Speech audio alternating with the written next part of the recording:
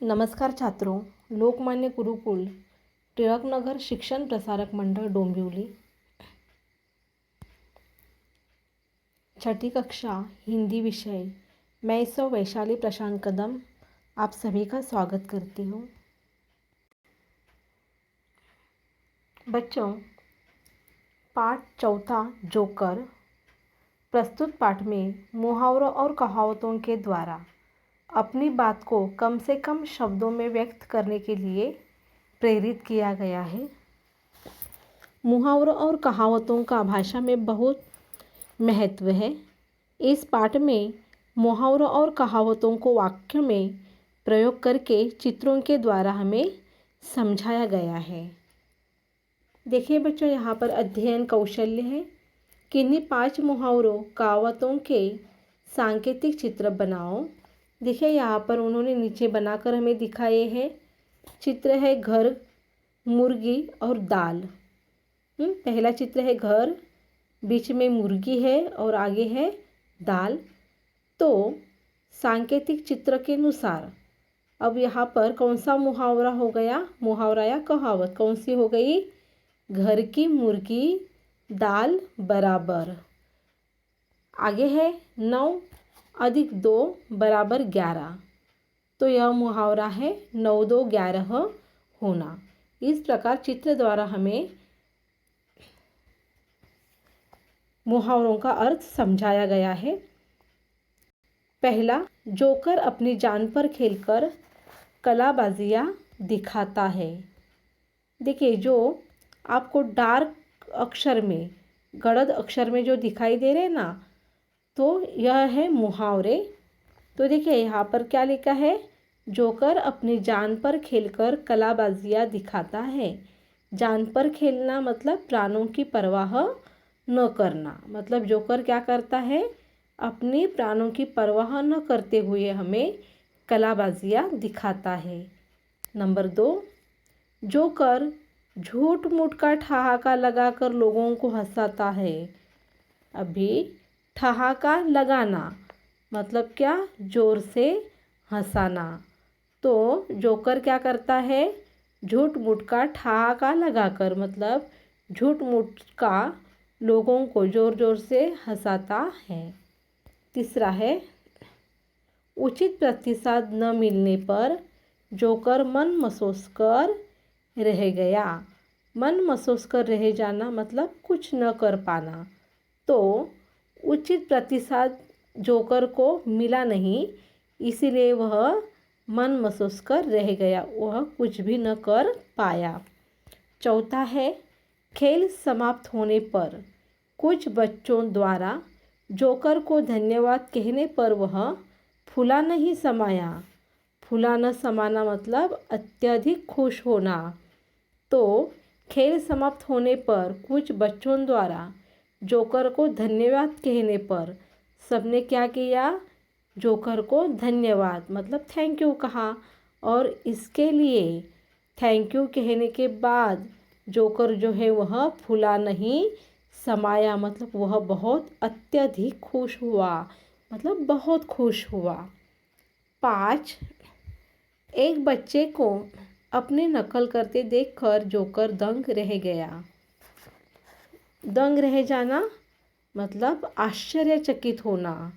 अभी एक बच्चे को जोकर अपनी नकल करते देखकर, अभी जोकर के जैसे ही वह बच्चा नकल कर रहा था तो वह देखकर जोकर दंग रह गया मतलब आश्चर्यचकित हो गया।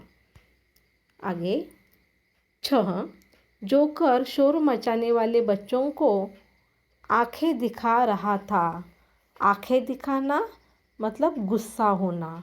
अभी जोकर क्या कर रहा था? शोर मचाने वाले बच्चों को आंखें दिखा रहा था, मतलब गुस्सा, उन पर उसको गुस्सा आया था। 7वां, मौका मिलने पर जोकर कलाकारों के कर्तव्यों का श्रेय लेता है। अर्थात गंगा गए गंगादास, जमुना गए जमुना दास। अवसरवादी होना मतलब जो अच्छा मौका है वह मौके का इंतज़ार करना।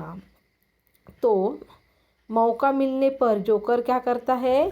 कलाकारों के कर्तव्यों का श्रेय लेता है।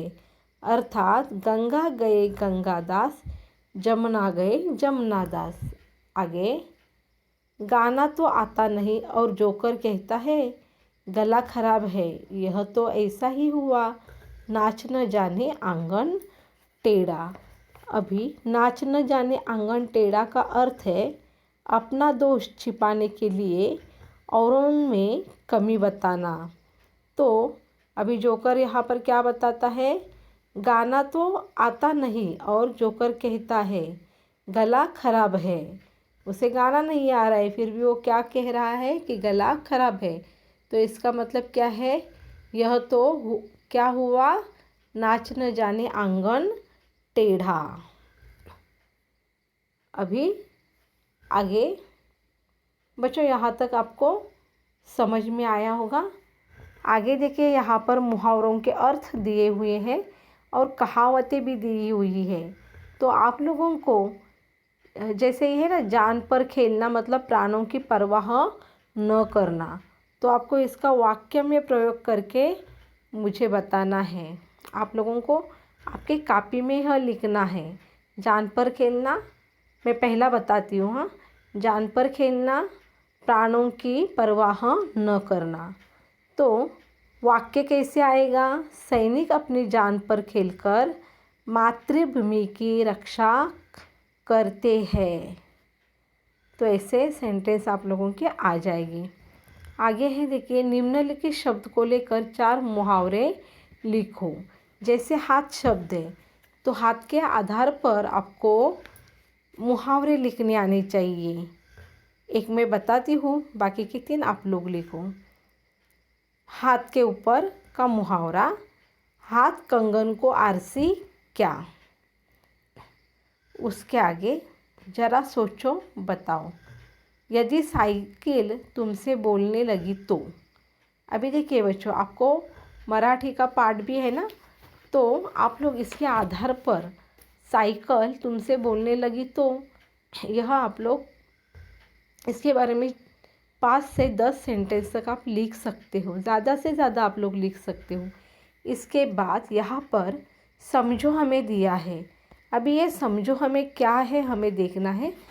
आप गौर से ये लिखने के लिए समझ में आएगा। देखिए, दोनों भी तरफ चित्र दिए हुए हैं। आपको क्या दिखाई दे रहा है, अनुक्रमांक, चित्र का पहला अक्षर, वर्ण दिए हुए हैं और इसके बाद चित्र का अंतिम अक्षर, फिर उससे कौन सा शब्द तैयार होता है वह दिया हुआ है।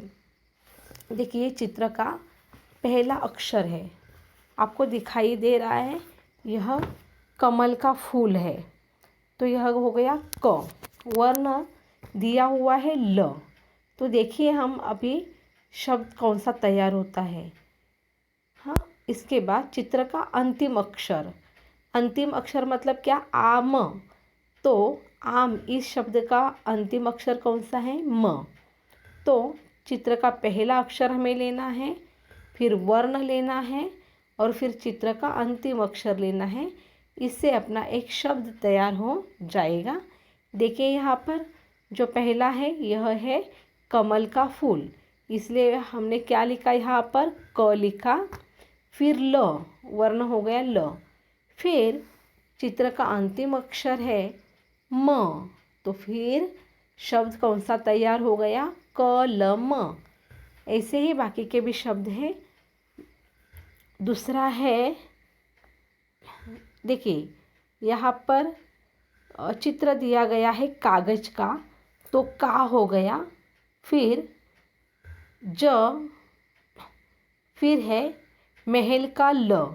अभी यहाँ पर वर्ण दिया हुआ नहीं है, तो देखिए अभी हमें इससे पता चलता है। देखिए यहाँ पर कागज का का है और महल का ल है, तो फिर बीच में क्या आ जाएगा, कौन सा वर्ण आ जाएगा, तो ज आ जाएगा। फिर क्या हो गया, कौन सा शब्द हो गया, का ज ल, महल का ल, कागज का ज ल, हो गया अपना शब्द तैयार।